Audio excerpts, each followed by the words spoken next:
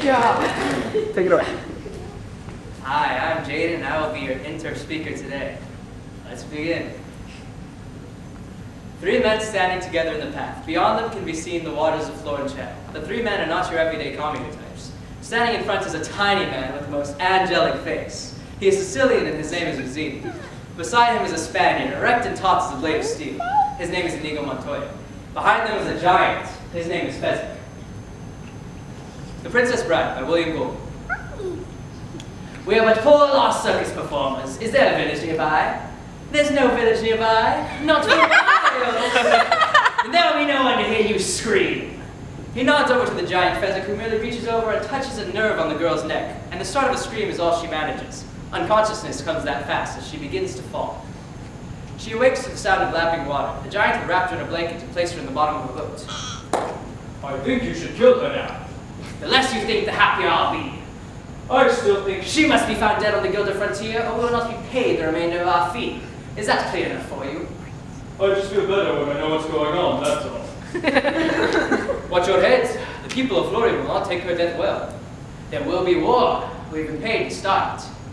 Still, I do not like the idea of killing a girl. Frankly, I wish you had refused. Let's just tell her we're taking her away for ransom. She'd go all crazy if she knew. She knows already. She's been awake for every word of this. You are going back to sleep now, my lady. We should reach the cliffs by dawn. Why are you doing that? Just making sure nobody's following us, that's all. That would be inconceivable. Stop doing that. We can relax. It's almost over. Are you sure nobody's following us? As I told you before, it would be absolutely, totally, and in all the ways inconceivable. No one in Florin knows what we've done, and no one in Gilder could have gotten here so fast. Out of curiosity, why do you ask? Oh, no reason. I just happened to look behind us and something is there. What? Probably some local fisherman out for a pleasure cruise through eel-infested waters. No, look, he's gaining. He's almost right on top of us. He must be using the same wind we are. No matter. See, we're already here. The cliffs of insanity. In a wild race for the cliffs, the man in black is closing faster than ever, but not fast enough. And as Inigo sails with great precision straight at the cliffs, they hurry to Fezzik and strap a harness to him. He starts to ascend a rope, carrying them all along with him as he goes. He's less than 100 feet behind us, and he's gaining. Inconceivable! Faster than it made clear that your job was at stake. I thought I was going faster. You were supposed to be this great giant. You were this legendary thing, and yet he gains. Well, I'm carrying only myself. I'm carrying 3 people, and he's got only himself. I do not accept excuses. I'm just going to have to find myself a new giant, that's all. Don't say that, Mazzini, please. Oh, he's right on top of us, and he's gaining. They make it to the top of the cliff as Mazzini leaps off, taking out a knife and begins to cut the rope which is tied around a great rock. Oh, he's less than 100 feet from the top, and his pace is as dazzling as before.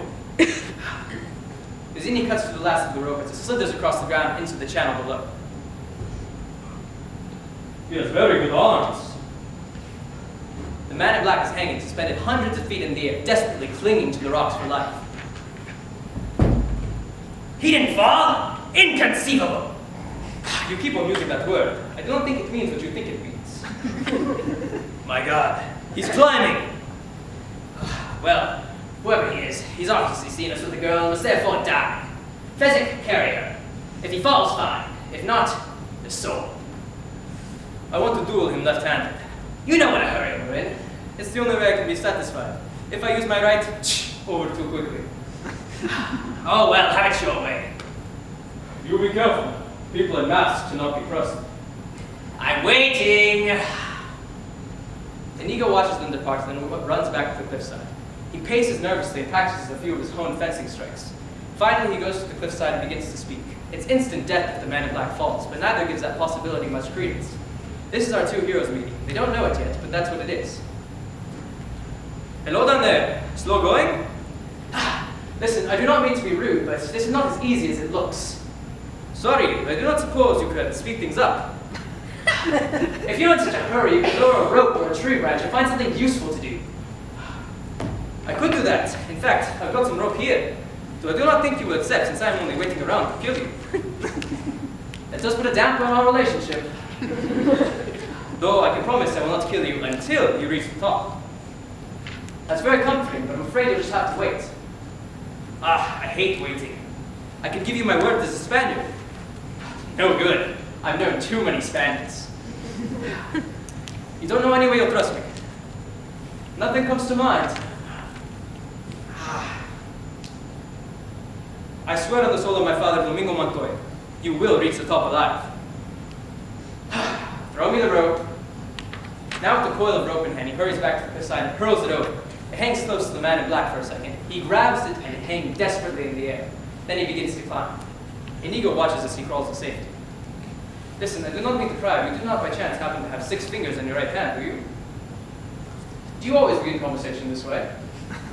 No, you see, my father was slaughtered by a 6-fingered man. He was a great sword maker, my father. The 6-fingered man appeared at our doorstep and requested this sword be made. He slaved a year before it was done. Oh, I've never seen its equal. The 6-fingered man returned and demanded that 1/10 his promised price. My father refused. Without a word, he slashed him through the heart. He was a great sword maker, my father. So naturally, I challenged his murderer to a duel. I failed. The 6-fingered man did leave me alive, and with a sword, but he also gave me these scars. How old were you? How old were you?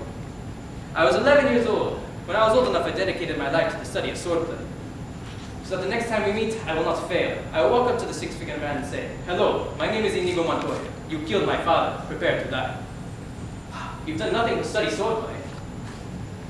More to pursuit than study lately, you see. I cannot find it. It's been 20 years now and I'm starting to lose hope. I only work for Vizzini to pay the bills. There's not a lot of money in revenge. Ah, I see. Well, I certainly hope you find him someday. Ah, you are ready then. Whether I am or not, you've certainly been fair. You seem a decent fellow. I hate to kill you. You seem a decent fellow. I hate to die. Begin. Thank you.